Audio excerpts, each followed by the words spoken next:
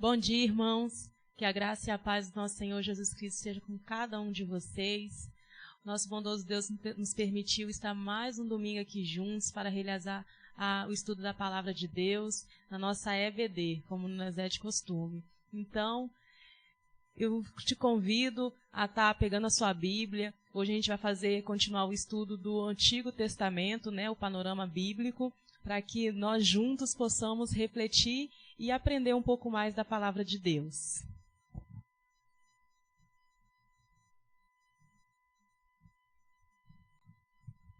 Bom dia, irmãos. Também, como a gente sempre costuma dizer, né, é muito bom a gente estar aqui, é um prazer imenso a gente poder estar contribuindo para a obra do Senhor. E vamos dar sequência aos nossos estudos do Antigo Testamento. E antes, eu queria só fazer uma pequena correção, que domingo passado, quando nós tratamos da aula de Esdras, a gente fez ali um resumo da história, colocando esse slide aí que vocês estão vendo, ó, com os períodos da história do povo de Israel. Só que no slide da semana passada, no período patriarcal, a data estava errada, irmão. Estava o ano de 2000 até 1805. E, na verdade, o pastor nos orientou aqui, a gente fez umas pesquisas aqui pela Bíblia e percebemos que realmente a data deveria ser 2300 da forma que está aí. Então aproveita que o slide está aí na sua tela, pode fazer um print, guarda. Quando você estiver fazendo a leitura da Bíblia, se você quiser saber em qual período você estiver lendo, você pode consultar essa colinha aí.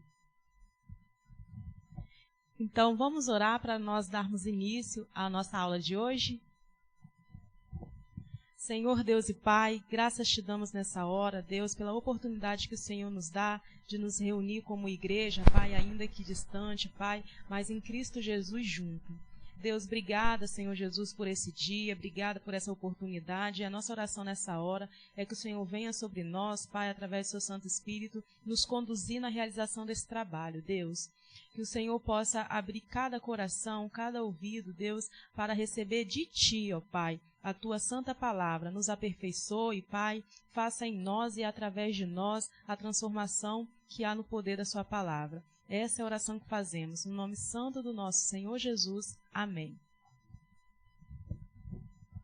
Então, irmãos, hoje a gente vai dar continuidade ao nosso estudo do panorama bíblico. A nossa bibliografia que a gente está usando é o Panorama Bíblico do Antigo Testamento, que é uma obra do Stanley Ennis, e o livro, a revista de EBD, que é Antigo Testamento, Panorama também. Então, a gente está se baseando nessas duas obras para estar realizando essas aulas. A gente iniciou, né, desde lá de trás de Gênesis e estamos chegando agora nos livros de Neemias e Esther, que é a nossa aula de hoje. E essa é a lição 12, o livro de Neemias e Esther. Esses livros, eles são um livro que conta uma história curta de um período do povo de Israel, mas com muito ensinamento. Então, por ser uma história curta, alguns autores, né, eles colocam Neemias e Esther junto. Outros autores colocam também Esdras e Neemias junto, porque são livros que têm poucos capítulos, irmãos. O livro de Neemias e de Esther fecha a seção dos livros históricos do Antigo Testamento. E o livro de Neemias, especificamente, é um livro em que vai falar, né, ele vai registrar o retorno do terceiro grupo para Jerusalém, o pessoal que estava exilado. Ele vai marcar esse retorno e também ele vai narrar a construção dos muros também da cidade. Muito bem, ainda no livro de Esther a gente vai observar nesse registro muito importante de como o próprio Deus, né, através ali, usando os seus servos, deu um grande livramento a todo o povo judeu. Então, o que iremos falar na aula de hoje? Hoje a gente vai falar de alguns assuntos, né? E aí, como vocês podem acompanhar no slide, a gente vai falar sobre a importância de Neemias e Esther no período pós-exílio. Esses dois personagens bíblicos, né, pessoas bíblicas, foram muito importantes nesse período pós-exílio e a gente vai ver hoje. Algumas informações básicas do livro de Neemias e do livro de Esté. Vamos ver, né, a questão de autoria, data, versículo-chave. Vamos também ver o esboço do livro de Neemias e do livro de Esté. Dentro do livro de Neemias... Dentro do livro de Neemias, nós vamos ver a reconstrução do muro. Vamos também observar ali, né, que Neemias encontrou oposições para fazer essa reforma e também a renovação da aliança. No esboço de Esther, a gente vai ver ali como é que Esther foi feita rainha, o plano de Naamã para acabar com todo o povo judeu, o reconhecimento de Mardoqueu e a morte de Amã, e também a celebração da festa de Purim. Pois é, temos muito assunto para hoje. Vai ser uma benção a aula de hoje. Então, o nosso alvo da nossa lição. A nossa lição tem alvos a ser atingido e a gente vai aprender hoje saber. Conscientizar da atuação dos líderes de Israel no retorno do exílio. Sentir. Crer que Deus ajudará a agir de forma correta. Alegrar-se com as capacidades e habilidades que Deus nos concedeu. E agir. Orar antes de agir, pedindo orientação divina para fazer o que é certo. Trabalhar satisfeito e glorificando a Deus. Ok. Então, para a gente estar introduzindo a nossa aula de hoje, Neemias e Esté são duas pessoas, como a gente falou, bíblicas, né, que foram muito importantes no período pós-exílio. E não só porque os dois têm, né, livros que levam o seu nome. São porque eles, no momento em que estavam nesse pós-exílio, Deus usou a vida dessas duas pessoas para que ele provesse, né, para o seu povo, tanto Neemias quanto Esté. E aí foram duas pessoas com formações diferenciadas e que viveram situações totalmente distintas. E hoje a gente vai ver que situação cada um viveu, mas as situações distintas estavam todos os dois a serviço de Deus. Tanto Neemias, tanto Esté, nas suas diferentes situações que enfrentaram, estavam a serviço de Deus. É isso aí. Deus permitiu que Neemias e Esté ocupassem cargos importantes junto à corte daqueles que, na verdade, estavam mantendo o povo ainda como escravo, né? E para exercer influência a favor do povo. Então isso aí é bom a gente observar, irmão, que muitas vezes as coisas acontecem com a gente, mas Deus coloca cada um dos seus servos na posição correta para, em determinado momento, ser usado. Lá em Colossenses, capítulo 3, 23 e 24, diz assim, ó: tudo que fizer, faça de todo o coração, como para o Senhor e não para pessoas, sabendo que receberão do Senhor a recompensa da herança. É a Cristo, o Senhor, que vocês estão servindo. Então não importa, né, ali não importou, e para a gente hoje não importa se nós estamos numa condição adversa. Importa que tudo que a gente estiver fazendo, nós temos que ter o pensamento e a certeza de que estamos fazendo para Deus. Na verdade, a gente trabalha para Deus e não para os homens. Amém. E isso é gratificante, né? Nos estimula, porque trabalhar para homens é frustrante, mas trabalhar com Deus certamente é bem prazeroso. Então vamos para o próximo slide, que é as informações básicas. Vamos apresentar algumas informações básicas referente tanto ao livro de Neemias quanto do livro de Esté. A autoria desses livros. O livro de Neemias, ele tem a autoria atribuída a Esdras. Provavelmente foi Esdras que compilou esse livro. E no livro de Esté, a gente tem a autoria desse livro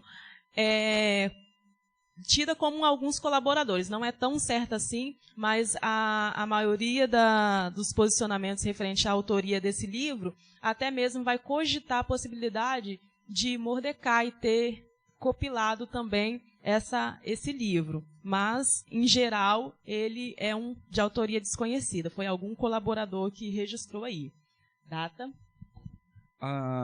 E o livro de Esther, né, foi também um autor desconhecido. Eu queria fazer só uma ressalva aqui, irmãos, que às vezes nós vamos falar Mardoqueu e às vezes é Mordecai. Na verdade, é a mesma pessoa.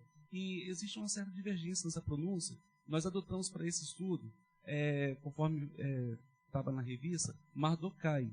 E às vezes eu já tinha muito costume de falar Mardoqueu, continuo às vezes falando Mardoqueu, mas vai ser sempre a mesma pessoa. Sim. A data de Neemias foi durante o reinado persa do rei Artaxerxes.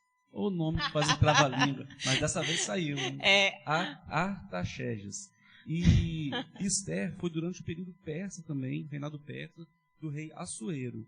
Irmãos, a gente ficou ali observando bem as datas ali, e esses personagens, Neemias e Esther, eles são contemporâneos. Entretanto, a história que vai ser narrada nos livros são de anos diferentes. Então, primeiro houve ali a reconstrução dos muros, e aí, passado um tempo, aconteceu essa história de Esther, ok? E a palavra-chave do livro de Neemias, a gente tem como palavra-chave a reconstrução. E aí, no livro de Esther, a soberania de Deus. Então, a gente vai ter essas duas palavras-chave e, atrelado a essas palavras-chave, a gente vai ter os versículos-chave. No livro de Neemias, o versículo-chave está em Neemias, capítulo 2, versículo 27. Que diz assim: Então eu, Neemias, lhe disse: Vocês estão vendo a situação terrível em que estamos. Jerusalém está em ruínas, e as portas foram destruídas pelo fogo. Venham, vamos reconstruir o muro de Jerusalém, para que não fiquemos mais nessa situação humilhante. Então aí a gente vê Neemias animando o seu povo para estar reconstruindo os muros. E o versículo-chave do livro de Esther está em Esther, capítulo 4, versículo 14, que vai dizer: Pois, se você fica calado nessa hora, socorro e livramento surgirão de outra parte para os judeus. Mas você e a família de seu pai morrerão. Quem sabe se não foi para um momento como esse que você chegou a ser rainha? Pois é, aí Mardoqueu, Mordecai, falando, né, exortando também Esther a se posicionar diante de uma situação difícil em relação ao que eles estavam passando naquela época. Então, prosseguindo aí, a gente vai para o próximo slide, que a gente vai apresentar um pouquinho do esboço do livro, tanto de Neemias quanto do livro de Esther. O livro de Neemias, ele vai ser um livro que ele tem 13 capítulos, e dentro desses 13 capítulos está dividido em 3 grandes seções, que aí a gente vai acompanhar aí, do capítulo 1 ao capítulo 7, o livro de Neemias, ele vai falar sobre a reconstrução dos muros. Do capítulo 8 ao capítulo 10, a gente vai ter aí, né, a figura do Esdras nesse momento e fazendo aí a renovação da aliança. E do capítulo 11 ao 13, a gente vai ter novamente a figura de Neemias protagonizando aí o reavivamento nacional. Muito bem, então nós vamos entrar agora nesse esboço, vamos passar sobre alguns assuntos aí do que ocorreu durante essa reconstrução. No livro de Neemias, Neemias recebe a notícia de Jerusalém. Irmãos, Neemias estava lá servindo o rei da Pérsia. Neemias trabalhava diretamente com o rei da Pérsia. E aí, então, o rei percebe que ele ficou muito entristecido em um certo momento. E aí o rei pergunta a ele o que acontecia, por que ele estava tão triste. Chega até a falar: você não está doente? Por que você está triste? Aí ele fala: eu estou triste porque os muros da minha cidade e os portões estão destruídos. E aí, irmãos, fiz uma pesquisa e percebi o seguinte: os muros da cidade, os portões da cidade, estar destruído era motivo de muita humilhação, porque aquilo significava ali como eu posso dizer, o poder daquela cidade, a estrutura daquela cidade. Então, o povo de Deus tinha retornado já do cativeiro, alguns grupos, né, já tinham retornado, o templo já estava construído, entretanto, os muros da cidade, os portões, o cartão de visita, né, da cidade, estavam totalmente destruídos. Estavam sem proteção, na verdade, né? Sem os muros. Isso fala um pouco da situação política e militar que aquele local se encontrava, desprotegida totalmente. Muito bem. E aí, então, o rei da Pérsia, ele concede Neemias esse favor de poder voltar para Jerusalém e então reconstruir os muros. Não só deixou voltar, como também colocou ali, deu autorizações para que ele pudesse realmente construir e determinou também que o povo das cidades vizinhas ali, daquele reinado, também o ajudasse com o material e tudo que ele precisasse. E daí para frente, Neemias, então, ele retorna para Jerusalém, e já em Jerusalém, ele vai dar início a seu feito, né, a sua obra de reconstrução do muro, fazendo uma inspeção. Ele vai sair, ele vai inspecionar toda a extensão do muro para ver qual era a dimensão do dano, né, que estava naquele local. Isso aí. E aí, então, o que acontece? Neemias chega em Jerusalém com aqueles que ele levou para ajudar naquela reconstrução. Ele não, no primeiro momento, ele não conta as pessoas, né, em que ele veio realmente fazer. Ele faz aquela inspeção para quê? Para ver se o tamanho do trabalho que ele ia ter, se ele realmente tinha condições de executar aquele trabalho e se preparar para aquele trabalho. Só que durante essa reconstrução, ele teve muita oposição ao serviço que ele estava fazendo. Tanto oposição interna dos povos vizinhos, quanto também do próprio povo de Israel. Pois é, não foi fácil essa obra de reconstrução. Como a gente pode ler na narrativa, mesmo com Neemias, ele tendo toda a documentação, todo o aparato respaldando que ele poderia estar retornando para Jerusalém e fazendo, né, porque isso era legalmente permitido pelo próprio rei, ele enfrentou essas oposições. E essa oposição externa, ela estava ligada principalmente à figura de 3 pessoas, né? Exatamente. Foi Sanbalate, Tobias e Gesem. Esses ficavam afligindo ali Neemias, dizendo que não dava para fazer aquela obra, ficaram zombando, né, no caso ali da iniciativa deles.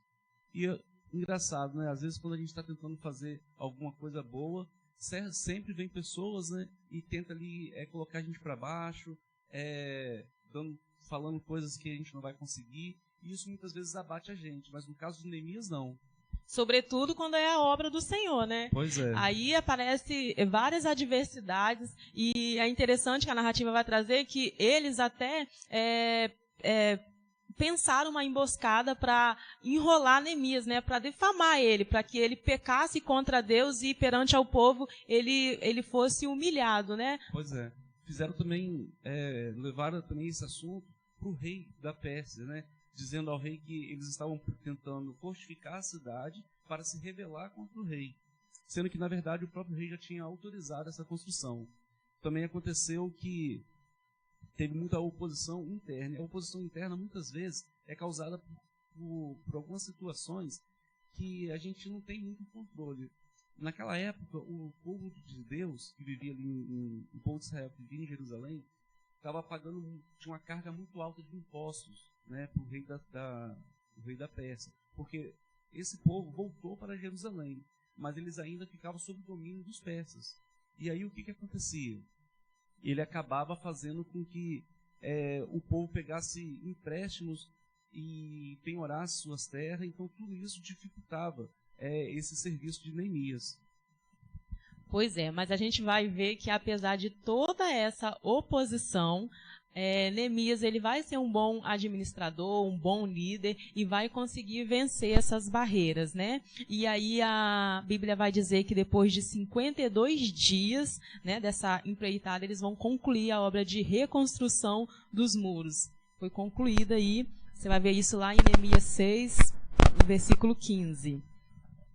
Muito bem, aí depois de toda essa provação que Neemias teve, Neemias conseguiu ali fazer a reconstrução do muro. E aí vamos recapitular aqui, ó. O templo já estava construído, porque Esdras já tinha feito esse serviço, né?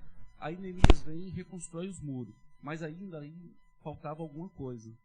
Faltava o quê? A renovação da aliança com Deus. Porque quando o povo ficou exilado, muitos acabaram colocando em dúvida se essa aliança ainda existia, se Deus realmente tinha uma aliança com o povo de Israel, se o povo de Israel ainda era um povo prometido, um povo escolhido por Deus. Então, Neemias, de uma forma muito inteligente, ele recebe ali Esdras, né, novamente, que, como eu disse, Esdras, Esther e Neemias são contemporâneos, viveram no mesmo período. E aí, Esdras, eles se uniram para levar o povo a se consagrar ao Senhor. E é bem interessante, né, essa parte da narrativa, porque fala que Esdras ele vai ler o livro, né, a lei mosaica para todo o povo vai se reunir, eles vão realizar a leitura, o povo vai, né, se arrepender, vai renovar esses votos, vão de fato renovar sua aliança, né, com Deus. Muito bem. E todo o povo de Israel, reunido, jejuaram e confessaram os seus pecados e se separaram dos estrangeiros. Irmãos, durante as histórias, né, as narrativas aí do Antigo Testamento, sempre tem o fato do povo de Deus estar misturado com outros povos. E isso realmente é uma coisa que prejudica o relacionamento com Deus. E hoje em dia também não é muito diferente, irmãos. Hoje em dia, se a gente tem ali no nosso círculo de amizade somente pessoas que não têm nenhum tipo de relacionamento com Deus, a probabilidade da gente se afastar do Senhor também é muito grande. Então a gente tem que refletir também o nosso meio ali, onde nós estamos vivendo, onde nós estamos procurando nos recrear, porque isso aí é muito importante. Nós devemos sim ter uma boa conversa com todas as pessoas, mas também devemos ter também um momento de comunhão. Durante esse momento de pandemia, a gente tem que ficar sem nos reunir e a gente tem sentido muito essa falta, né, de estar ali conversando com pessoas que têm o mesmo propósito. Pois é, e isso é muito interessante. E aí, com toda essa exortação, né, que era necessária para que o povo ele renovasse essa aliança com o Senhor, lá o livro vai dizer que eles vão fazer um termo mesmo, eles vão se comprometer, eles vão escrever um termo de compromisso, todo mundo vai assinar, Neemias vai assinar, e o povo vai assinar se comprometendo. E aí, nesse momento, eles vão de fato, ter ações que correspondam a esse comprometimento, né? Vai ter a purificação do templo, vai ter a separação dos estrangeiros para, de fato, purificar, né? Deixar um pouco mais limpa a adoração, a religião, e todo mundo vai ser conscientizado acerca dos erros que eles estavam cometendo, se misturando com um povo que não compartilhava da mesma fé. Pois é, e aí dessa forma a gente termina esse esboço do livro de Neemias. Espero que o irmão tenha curiosidade ali de ler o livro. Tem muitos detalhes interessantes, muitos detalhes que servem, tipo assim, tem uma aplicação muito grande na nossa vida de hoje. E o livro termina, então, com esse reavivamento, né, e também apresentando, no capítulo 11 e 12 de Neemias, vai apresentar as famílias que ficaram morando em Jerusalém. Os grupos de famílias que retornaram do exílio e ficaram ali morando em Jerusalém. Porque, na verdade, na Bíblia sempre tem essas genealogias que a gente acha um pouco chato de estar lendo ali, mas isso era de suma importância para o povo da época, né, saber as suas origens. Neemias em uma sentença. A gente vai ter aí o livro de Neemias. Como que a gente pode estar resumindo esse livro? Neemias, usando posição social e sua habilidade de liderança, Neemias conduziu o povo na reconstrução dos muros de Jerusalém e, com a ajuda de Esdras, ele promoveu o reavivamento espiritual. Então, a gente vê aí que o foco central do livro é que Neemias, ele foi o condutor aí da reconstrução dos muros e, com a ajuda de Esdras, fez a renovação, o reavivamento espiritual. E muitas vezes a gente recebe uma missão, a gente recebe um trabalho para fazer, e aí a gente tenta fazer e não confia em pessoas, ou muitas vezes a gente não tem pessoas ao nosso redor para poder estar ali delegando algumas tarefas. E isso aqui nesse livro de Neemias é uma coisa muito interessante, porque Neemias, ele era um líder político e militar ali da cidade. ele não era de fato um sacerdote. Então o que ele faz? Ele recebe totalmente a ajuda de Esdras, né? Aí eu separei até um versículo aqui, que é lá de 1 Samuel 13, a partir do 8, que diz assim, vimos que a gente vê uma postura diferente do rei Saul. O rei Saul ele foi ungido rei, e aí em um dado momento, ele acabou querendo fazer o trabalho do sacerdote.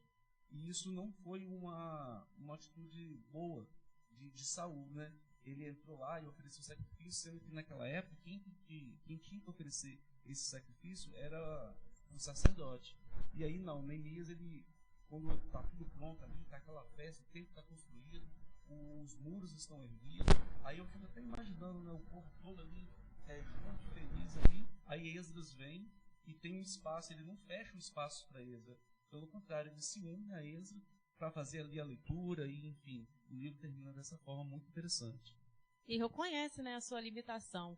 Deus levanta cada um recebe dons e talentos conforme, né, a vontade de Deus. E naquele momento Deus levantou Neemias, né, como uma liderança política, administrativa, militar. Ele não era sacerdote, então ele reconheceu. Um bom líder reconhece até onde ele pode ir. Então, junto com Esdras foi essa pessoa que fez de fato, né, ele como sacerdote que fez de fato esse papel de reavivamento espiritual, da leitura da palavra, de toda essa condução espiritual. Então essa é uma lição para mim e para você também, irmãos, que a gente recebe dons e talentos, a gente olha, nossa, como fulano faz isso bem, como ciclano faz isso bem, e que nós também, né, temos que reconhecer os nossos talentos, mas também as nossas limitações. Muito bem, e aí agora a gente passa então para o livro de Esther. Vamos fazer ali um panorama ali do livro de Esther. O livro de Esther possui 10 capítulos que apresentam alguns eventos interessantes. E aí a gente vai ter ali a expulsão da rainha Vasti, a eleição da rainha Esther, a destruição de Amã, que era o oficial do rei, e a persuasão de Mardokai, está em parênteses aí também, Mardoqueu, né? Como já falei. Aí depois, lá pelo capítulo 5 e 6, a gente vai ter ainda o reconhecimento, né, de Mardokai como uma pessoa que tinha feito uma boa ação, né, um bom feito. Depois a gente vai ter a petição de Esther em relação ao seu povo e a punição de Amã. Em seguida, a comemoração do povo de Deus frente à vitória que eles conseguiram. E o livro conclui com a descrição, né, de como que Mordecai era uma figura importante naquela época. E então a gente vai continuar falando um pouquinho desse livro de Esther, vamos esboçar ele também agora. O livro inicia narrando os grandes banquetes oferecidos pelo rei Assuero. O rei Assuero fez uma festa, e essa festa durou uma semana. Então ali todo mundo comia e bebia, estava tudo sobrando com fartura, e em um determinado momento o rei pede que a rainha Vasti ela se fizesse presente na festa, e ela se recusa. Na verdade, o rei queria que todas as pessoas que estivessem ali pudessem contemplar ali a beleza da rainha Vasti, só que aí ela se recusa e não comparece a essa festa. Aí o rei fica muito aborrecido com essa situação e vê ali, né, conversa com seus conselheiros. E aí um desses conselheiros vai dar o conselho do seguinte, que se ela te desobedeceu em público, isso ficaria muito ruim, porque depois, quando todo mundo soubesse dessa afronta que a rainha tinha feito, as mulheres não iam mais respeitar os seus esposos, e enfim. Aí o que o conselheiro sugere? Que o rei expulsasse a rainha Vasti e que colocasse uma outra rainha no lugar dela. Então chamaram ali as moças mais bonitas ali daquela redondeza, deram tratamento a essas moças, e depois todas elas se apresentaram ao rei até que o rei escolhesse uma, que aí foi a eleição de Esther.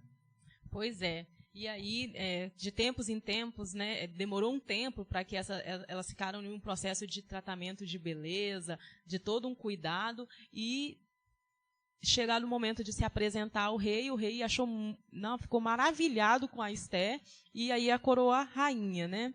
E nesse meio tempo a gente vai ver que o rei ele vai ter um sonho. esse sonho do rei, uma insônia, desculpa. Ele vai ter uma insônia nessa noite que ele vai ter uma insônia. Ele vai pedir que eles trouxessem o livro, né, os livros de registros reais, os acontecimentos reais, para que fosse lido para ele. E nesse livro leram para ele a parte de que Mordecai ele tinha salvado o rei de uma emboscada. O rei tinha um projeto de traição contra o rei, e aí ele descobriu, relatou, essas pessoas que estavam intentando traição contra o rei foram mortas, né? E ele viu que naquele registro que Mordecai não tinha sido reconhecido, recompensado por isso. E aí ele pensou uma forma de estar recompensando Mordecai. Uma coisa que a gente tem que também falar aqui é que Mordecai, na verdade, ele era primo de Esther. E aí a Esther ficou órfã, ele acabou acolhendo Esther como sua filha, né? E aí o que acontece? Depois que Esther foi eleita, foi escolhida a rainha, Mordecai continuava a trabalhar ali no palácio. E aí tem essa história, né, que ele descobre que tem uma emboscada para o rei, aí fizeram a investigação, viram que tudo era verdade, acabaram enforcando as duas pessoas, né, que tentaram contra o rei, e acontece uma coisa bastante interessante, que depois quando o rei lê esse relato, que Mordecai acaba sendo ali um grande ajudador, né, um herói, na verdade, né, salvou a vida do rei, ele percebe que não foi feito nada para agradecer, né? E aí então ele pergunta para Amã o que poderia fazer. E aí Amã vai falar, né? E Amã era um oficial do rei. E aí quando o rei chega para Amã e pergunta o que o rei pode fazer para uma pessoa que eu gosto muito, que eu quero exaltar. Não, é bacana, né, que Amã, todo cheio dele mesmo, né, achando, sou eu, só pode ser eu essa pessoa que o rei está pensando, exatamente, né? E aí quando o rei faz essa pergunta, ele pensa milhões de coisas, assim, extraordinárias, porque ele estava certo de que era ele a pessoa que o rei estava falando. E aí é bacana que aí ele fala, se fosse para você exaltar essa pessoa, você coloca essa pessoa para desfilar com roupas reais, coloca a coroa na cabeça dele, e que ele saia pela cidade e alguém gritando, esse é o homem que o rei quer exaltar. E esse Amã, ele era um camarada ele tinha tanta pompa, ele era tão presunçoso, vaidoso, que ele tinha raiva de Mardoqueu, porque quando Amã passava pelos corredores, todo mundo tinha que reverenciá-lo, né? Tinha que reverenciá-lo, tinha que se curvar. E Mardoqueu não fazia isso. Mardoqueu não se curvava, então ele tinha muita raiva de Mardoqueu. E aí, quando ele fala essa situação, né, bota uma pessoa com roupas reais e tal, e aí o rei vai e fala, então chama Mardoqueu e faz isso com ele, porque ele salvou o rei em uma outra situação, eu li nos registros aqui, e deixa ele fazer ele vai ser exaltado dessa forma. Irmãos, pensa a cara de Mardoqueu. Pensa naquela de Amã, né? Que não deve, de Amã, como que não deveria ficar, né? E ele teve que fazer isso, e ele, né, estava ali do lado, enquanto Mardoqueu desfilava em cima do cavalo, né, com a coroa real na cabeça, ele estava ali, e ele ocupava um cargo de alto escalão, né, na corte real. Imagina a situação humilhante. E um detalhe é que quando ele ficou irado, que Mardoqueu não se curvava para ele ficou tão irado que ele fez uma forca, né, para Mordecai. Isso. E não somente a forca, ele também conspirou ali, induziu ali o rei a exterminar todo o povo judeu, né? E isso aí foi um grande problema, né? Porque quando o Mardoqueu descobriu isso, a Bíblia vai relatar que ele se entristece, veste roupa de saco, pote de cinzas em sua cabeça, só que nesse caso Esther já era rainha. E aí então Mardoqueu consegue falar com Esther desse plano. E aí então Amã determinou até o dia que todos os judeus, todo o povo seria exterminado. E aí o que acontece? O rei consentiu esse desejo de Amã e fez ali as cartas, lá, os documentos, e carimbou ali com seu anel real ali, e no dia determinado, que a Bíblia vai trazer para a gente, todos os judeus iam morrer. E nisso faltava tinha um prazo para esses judeus serem mortos, né? Aí Mardoqueu consegue falar isso com a rainha muito temerosa, e essa parte eu acho muito interessante, que quando Mardoqueu avisa a Esther do que está acontecendo com o povo, ele fala, vai lá e tenta interceder junto ao rei. E ela fala, não, eu não posso chegar na presença do rei sem que ele me chame, porque isso aí é uma afronta, então eu acho que eu não vou poder fazer isso. E aí é onde tem aquele versículo-chave que eu li lá de Esther, que ele fala, se você se calar, ajudas virão de outro lugar para o povo. Ou seja, Deus vai ajudar seu povo. E pode ser que você morra. Então, muitas vezes, a gente é colocado em algum lugar, irmão, para fazer o bem para uma pessoa. E às vezes a gente se acovarda. Às vezes, fazer esse bem é simplesmente falar da palavra, evangelizar. Às vezes você está num lugar onde as pessoas não conhecem a palavra do Senhor, e Deus te coloca ali naquele lugar, você tem o conhecimento da palavra, mas por vergonha, ou por timidez, ou por qualquer outro motivo, a gente acaba não falando. E isso é muito ruim. E eu acho interessante que o Mardoqueu coloca que, se você não fizer, outro vai fazer. Né? E é por isso que o livro, né, ele tem essa marca de falar sobre a soberania de Deus. Porque Deus é soberano, ele age em nosso meio através de pessoas. Ele escolheu se relacionar conosco, ele escolheu, nos escolheu. Então, naquele momento, ele tinha escolhido Esther. Esther foi feito rainha e Mardoqueu vai falar, né? Quem sabe não foi para essa ocasião que você foi feita rainha. Então, é a soberania de Deus manifestada aí, né? Nesse momento, nessa descrição.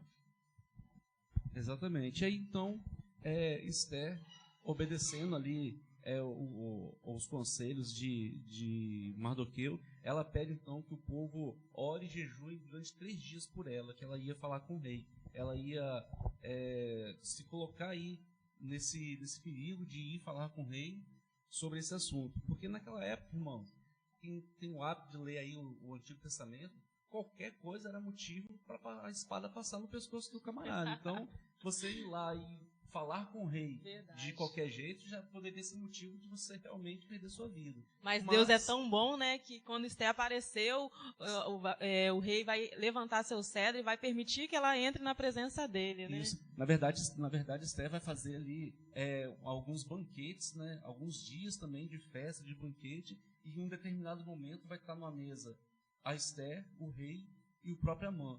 E aí então o rei pergunta para ela, né, fala o que você está querendo, pode pedir até a metade do meu reinado que eu vou te dar. E aí eu acho interessante que ela fala, se o Senhor quiser me ajudar e tiver graça, então você me ajude socorrendo o meu povo, que todo ele vai morrer. Aí o rei pergunta, mas quem é que está tramando contra o povo? Aí ela fala, é Amã, e Amã está na mesa. Eu fico imaginando como que Amã ficou ali naquela situação, né? Aí o rei levanta furioso e sai da sala. Meio atrapalhado se a mãe nos intentos dele, né? Bem atrapalhado. Mas exatamente, tipo assim, a pessoa está só produzindo mal, a pessoa só está pensando no mal, em crescer. Então, realmente, irmão, a gente percebe que esse não é o melhor caminho, e sempre vai ter esse problema, né? A semeadura. Né? O que você semeia é aquilo que você colhe. Eu costumo dizer que se a gente conta alface, nunca vai colher couve, né? Então, se você passou o ano todo fazendo uma ação e chegou num resultado, e esse resultado não é o resultado que você queria na sua vida, se o novo ano entrar e você continuar com as mesmas ações, você vai ter o mesmo resultado. Isso aí é uma coisa certa. Mas então, voltando aqui à trama, né? O rei sai da sala furioso, e quando o rei volta, piora a situação de Amã, porque ele vai lá, se joga aos pés da rainha lá para tentar pedir misericórdia. E quando o rei entra, ele ainda pergunta, será que você vai tentar contra a rainha dentro do meu palácio? Ou seja, piora ainda mais. E aí então eles já levam Amã para longe, e ali mesmo já... E ele é enforcado na própria forca que ele mesmo fez para Mordecai, né? Exatamente. Aí os homens que entraram com o rei foram lá, pegaram Amã e deram uma boa ideia para o rei, né? Falaram, rei, Amã estava construindo uma forca lá com uns 20 metros. Aí o rei falou, então aproveita e enforca ele lá. Que essa forca era para o Mardoqueu, né? Porque como Amã não gostava do Mardoqueu, porque ele não se curvava, e aconteceu aquele incidente lá que o rei exaltou o Mardoqueu, Então ele preparou uma forca para Mardoqueu e acabou sendo enforcado nela. E aí a rainha Esther, ela vai, né, continuar a sua petição junto ao rei, e o rei, ele vai falar para ela, né, que não teria como ele anular aquele decreto, aquele ato que Amã tinha estabelecido, porque foi carimbado, né, assinado com o anel real, ele não podia anular. Mas ele fez uma ação, né, muito interessante em relação a esse pedido. Ele concedeu, ele permitiu, através de outro decreto, ele permitiu que os judeus eles se defendessem nesse momento. Então, os judeus poderiam se organizar e se defender quando esse dia chegasse, né? Porque esse dia, Amã ele fez um sorteio para saber qual é que seria o dia, né? Ele sorteou o dia em que ia acontecer a matança, o extermínio dos judeus. Então tinha dia e data marcada para que isso acontecesse. Exatamente. Embora o rei Assuero já tinha até eliminado já Amã, mas o decreto estava assinado e a matança ia acontecer. Só que aí então o rei, da mesma forma que fez com Amã, de liberar o anel real para carimbar os documentos, ele entregou para Amã fazer o decreto de exterminar os judeus. O rei dessa vez entregou esse anel para Mardoqueu. E aí Mardoqueu também produziu documentos também que autorizava todo o povo judeu em todo o reinado ali, em todas as circunvizinhanças ali, a se defenderem. E aí os judeus se preparam para essa batalha, e quando chega no dia, os judeus acabam vencendo, matando muitos homens. Todos aqueles que estavam contra os judeus foram executados ali pelos judeus em todas as províncias, né? E aí então a rainha Esther teve uma oportunidade mais uma vez de conversar com o rei, e aí ela pede que esse dia seja prolongado por mais um dia. Então os judeus na verdade tiveram 2 dias de batalha e ali mataram todos os seus inimigos. E é bacana que esse povo judeus, eles foram vitoriosos nessa batalha, e aí eles comemoraram essa vitória, né? E Mardoqueu, ele estabeleceu, né, como eles receberam a vitória, e todo mundo estava comemorando, como uma forma de memorial, ele estabeleceu que o povo comemorasse, de fato, todos os anos essa data. E importante também que a rainha acaba pedindo que Amã tinha 10 filhos. Os 10 filhos de Amã foram mortos. Todas as propriedades de Amã ficaram em poder de Mardoqueu, porque a rainha entregou essas propriedades para ser controlada ali então por Mardoqueu, e ela pendurou todos os filhos de Amã em uma forca. Isso aí é para a gente também ver, irmãos, que a mão de Deus, a justiça de Deus é triste. Tem um versículo na Bíblia que eu gosto muito, que diz que triste coisa é cair na ira do Senhor. Então, a gente tem que pensar bem aquilo que a gente está fazendo para o nosso próximo, porque o nosso próximo também é filho de Deus, né? Então, muitas vezes a gente usa o ditado errado, né? A gente fala que a mão de Deus vai pesar, mas vai pesar sobre quem, irmãos, né? A gente não deve, de forma nenhuma, tentar pedir que Deus castigue os nossos irmãos, ainda que eles não tenham conhecimento bíblico, ainda que eles tenham feito algumas ações que não é do agrado de ninguém, mas isso aí, a justiça é de Deus. E aqui nesse livro a gente vê que a justiça foi feita e é realmente pesada. E a palavra de Deus fala, né, que os olhos de Deus contemplam a terra toda, contemplam os homens, e a soberania e a justiça dele é ele que vai fazer. Então o livro de Esther, ele vai terminar falando, né, sobre a relevância de Mardoqueu. Então, os últimos versículos aí vai estar falando sobre Mardoqueu. Muito bem. Irmãos, na visão panorâmica do livro de Esther, a gente tem ali Esther e uma sentença. Deus permitiu a expulsão da rainha Vashti para que pudesse usar Esther, a nova rainha, a fim de preservar os cativos judeus. Deus colocou Esther no trono antes mesmo de que ela existisse, que existisse a possibilidade dos judeus serem destruídos. Antes que toda aquela trama que Amã fez, Esther já estava sendo preparada para dar esse livramento ao povo. Então, tipo assim, como é bom, né, irmãos, a gente está vivendo ali a vontade do Senhor, para que o Senhor realmente possa nos usar em favor daqueles que a gente realmente ama, né?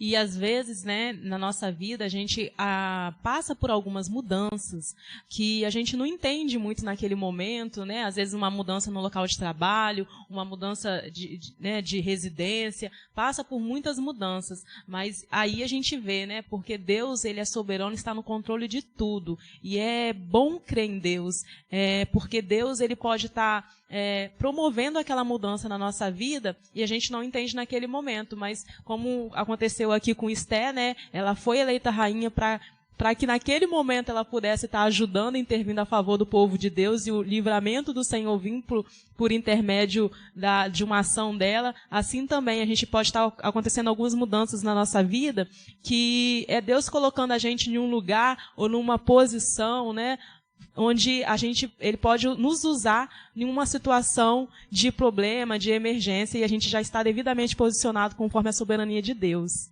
Pois é. No próximo slide nós temos ali uma batalha em duas frentes, né?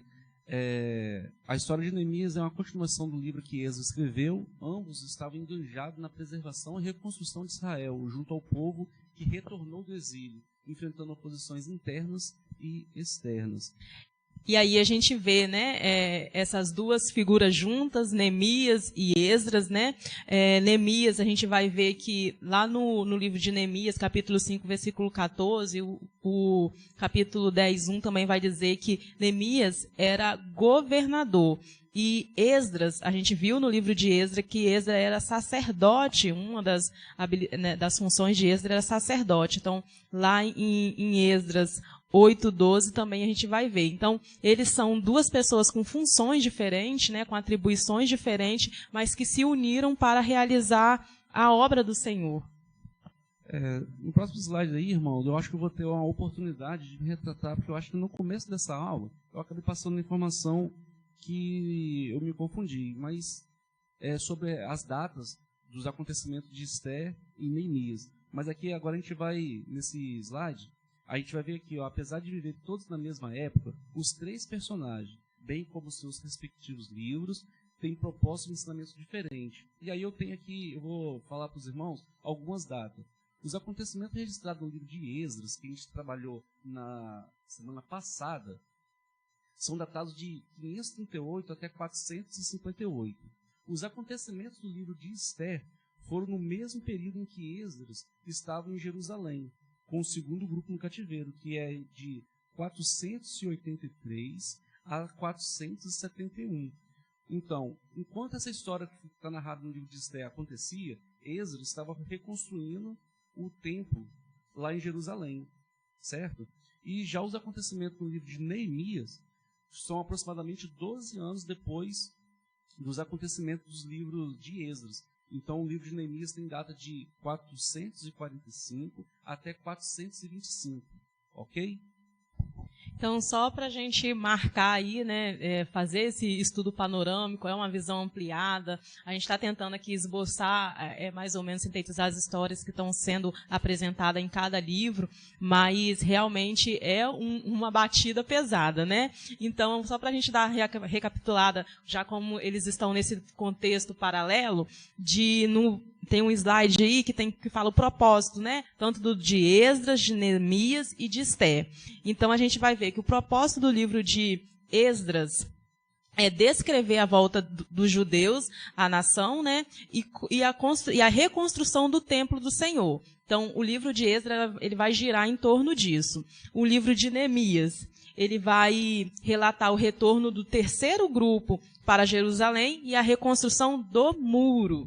E Esther, que também está nesse contexto aí, nesse período, o foco desse livro é registrar, né, o livramento dos judeus, dos extermínios ali, encabeçado por Amã ali, e explicar a origem da festa de Purim. O autor ele vai nos chamar a atenção para esses focos desses três livros. Exatamente. E no próximo slide a gente vai ter ali falando alguma coisa sobre a liderança de Neemias. A liderança de Neemias tem sido reconhecida por muitos autores. Ele era copeiro do rei, uma posição importante na corte. Ele mostrou algumas qualidades que não podem faltar na vida de um líder cristão que deseja ter sucesso nos projetos empreendidos. Irmãos, quando eu li essa parte do slide, eu lembrei, né, do que Paulo escreve lá em 1 Coríntios, capítulo 11, dizendo, siga meu exemplo, assim como eu sigo a Cristo, né? E aí, às vezes eu fico pensando assim, será que com as minhas atitudes eu posso chegar para uma pessoa e falar, pode me seguir, se você me seguir, você vai estar seguindo a Cristo? E aí tem uns detalhes da vida de Neemias, da liderança de Neemias, que Neemias foi reconhecido pelos gentios. Ou seja, Neemias, ele não teve que criar uma situação para pedir o rei que deixasse ele voltar. O rei percebeu no semblante dele que algo estava errado e também percebeu que Neemias era um homem de Deus. Então, se aquilo estava afligindo ele, Neemias, o rei achou por certo fazer ali a vontade dele, porque sabe que a vontade dele também era a vontade de Deus. E aí também a gente vai ver que Neemias foi um homem de oração. A gente vai ver lá no versículo 4 do capítulo 1, que Neemias, quando recebeu essa notícia de que o seu povo que tinha ficado, né, em Jerusalém, de que a cidade estava destruída, os portões tinham sido arrancados, o muro destruído, ele ficou tão triste, e quando no momento de tristeza dele, a primeira ação que ele teve é orar ao Senhor. E isso é uma atitude que nós devemos, né, observar e certamente copiar, porque em qualquer situação, o nosso primeiro refúgio, o nosso primeiro socorro é o Senhor. Exatamente.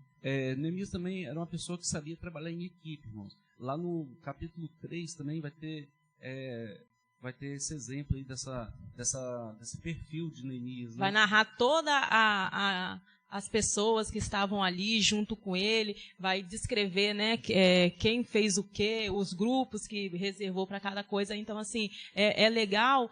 A gente está falando dessa situação de liderança, né, de como que foi a liderança de Neemias, é que enquanto líder, a gente está como uma referência de alguma coisa, de alguma situação, mas que nós precisamos da ajuda e de apoio de outras pessoas. E a gente chama atenção para isso, né? Esse capítulo 3, ele mostra, né, tantas pessoas estavam envolvidas, embora a liderança fosse de Neemias, de reconstruir os muros, o tanto de pessoas que estavam envolvidas nessa obra.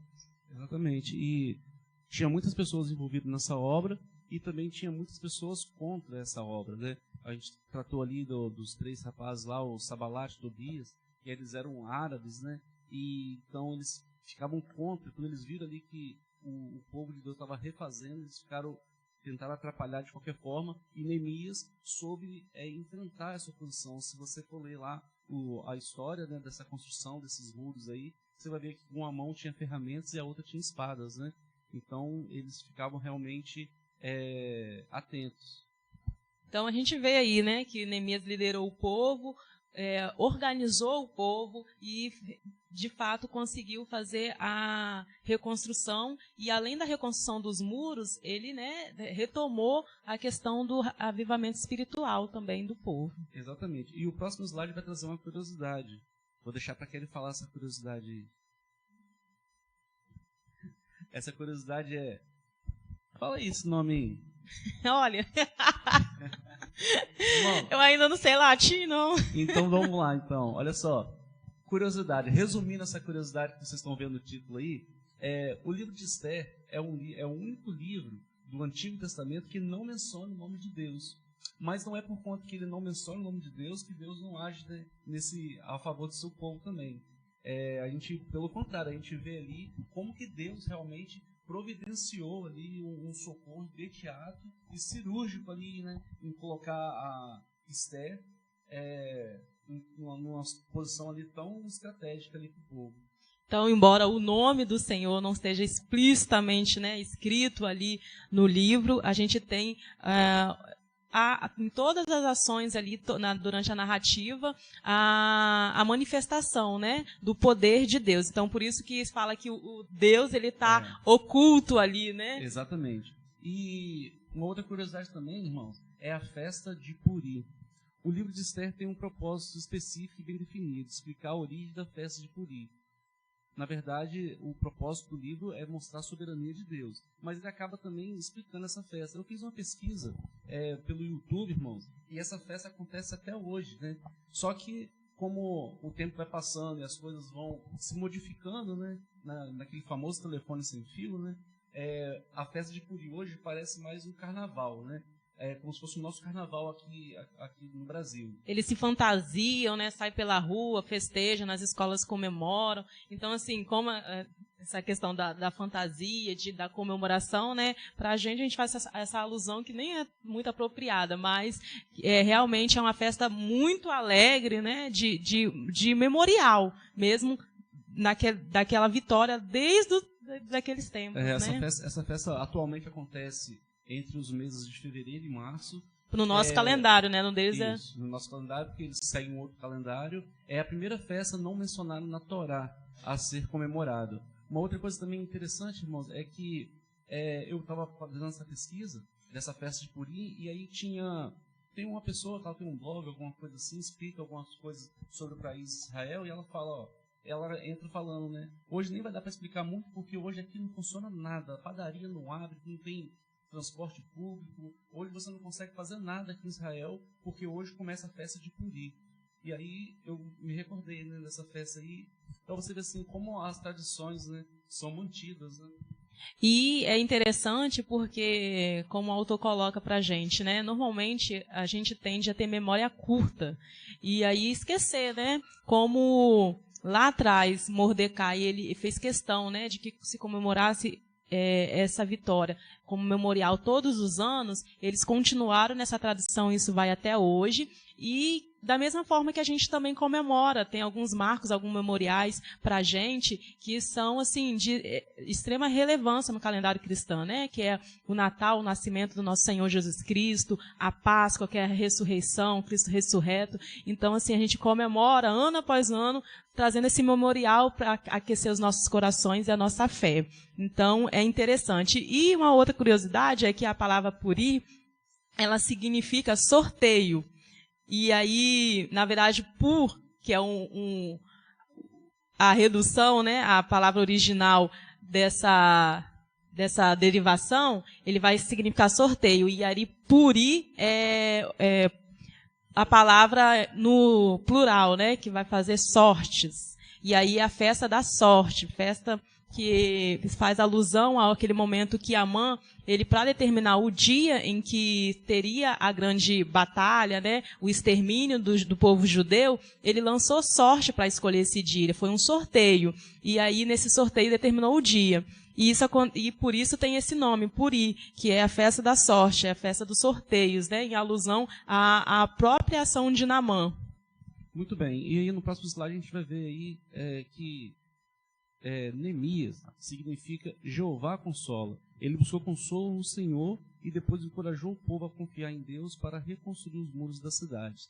Então, o livro de Neemias, né, tem esse momento aí de oração, onde ele pede o povo para orar e ele confia no Senhor. É muito interessante. E já no livro de Esther, vai mostrar ali, como eu falei, né, vai evidenciar a soberania de Deus, né? Que é fundamental no livro de Esther e se manifesta pela ação das pessoas escolhidas por Deus. Irmãos, no capítulo 1 de Neemias, nos ensina como a oração é importante na vida dos que servem o Senhor. Então, tem até um jargão que a gente ouve muito por aí, né, que a oração é a chave da vitória, mas que realmente não é uma mentira, isso é uma verdade. A oração é a chave da vitória e através da oração a gente pode realizar muitas coisas, né? E é interessante notar de que como é transformador entrar na presença de Deus através da oração, porque a gente vai ver, né, lá nos primeiros capítulos de Neemias, que quando ele recebe a notícia ele fica completamente triste, abatido, abalado, e ele se coloca na presença de Deus através da oração, e é tão bacana ver essa transformação que logo, alguns capítulos mais na frente, ele vai estar exortando o povo, fala lá, olha como que está a nossa cidade, vamos lá, vamos construir os muros, vamos recolocar os portões. Então, assim, ele que estava tão fraco, tão abatido, se colocou na presença do Senhor, se encheu de Deus e teve força para animar o próximo, né? E assim também nós, a gente recarrega as nossas baterias, as nossas forças no Senhor, irmãos. Muito bem, e a nossa conclusão, Neemias e Esther foram servos de Deus, firmes no propósito de cumprir a missão que lhes foi designada pelo Senhor. não vieram num tempo que tivesse facilidades ou vantagem concreta do lado deles. Pelo contrário, venceram pela fé na soberania de Deus e pela perseverança na decisão de cumprir o plano divino. São exemplos dignos de ser imitados, irmãos. Pois é, então esses 2 livros, né, que a gente apresentou, tentou fazer uma apresentação panorâmica para que de fato estimulasse você a estar lendo de fato o livro tanto de Neemias, tanto de Esther. São narrativas maravilhosas, a trama é gostosa de ler. Além disso, a gente pode tirar muitos ensinamentos, tanto do exemplo de Neemias quanto do exemplo de Esther também. Então, o que a gente aprende aqui é o valor da oração, como a gente viu, né? E a soberania de Deus lá no livro de Esther. Irmãos, e em toda a Bíblia, você pode ler qualquer tipo de história, a gente vai observar que a obediência à palavra de Deus é realmente uma coisa que faz a diferença. Nós temos que ter obediência a Deus, aquilo que a palavra do Senhor fala com a gente, aquilo que o irmão fala, uma pregação que a gente ouve, a gente tem aconselhamentos, a gente aprende. E muitas vezes a gente sabe como fazer e acaba tendo uma desobediência. E isso realmente pode ser um caminho muito perigoso de se caminhar, né?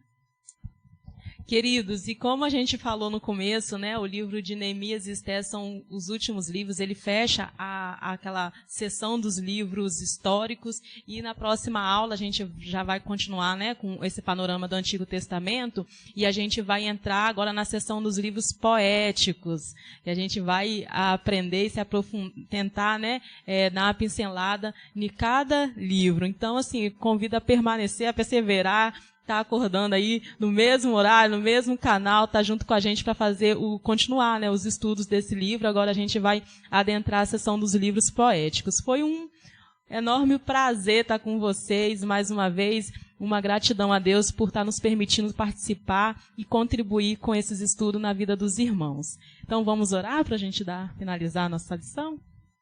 Amém.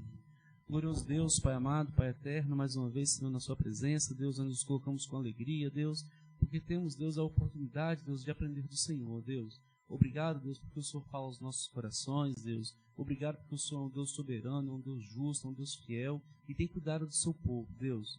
Guarda-nos do Senhor nessa manhã, Deus, que o Senhor possa, através do seu Espírito Santo, Deus, nos corrigir, Deus, que o Senhor possa nos moldar, Senhor, para que possamos ser servos melhores do Senhor, Deus. Nos guarde, Deus, até a nossa próxima lição, Pai, para que possamos, Deus, continuar contribuindo, Deus, com o entendimento da palavra do Senhor, Deus. Que cada família, Deus, cada pessoa que tem acesso, Deus, a essas informações, Deus, possa ter essa mensagem completada, Deus, pelo Espírito Santo do Senhor, Pai. Essa oração que fazemos, Deus, no nome santo do Senhor Jesus. Amém. Amém. Fiquem em paz, irmãos. Até a próxima aula.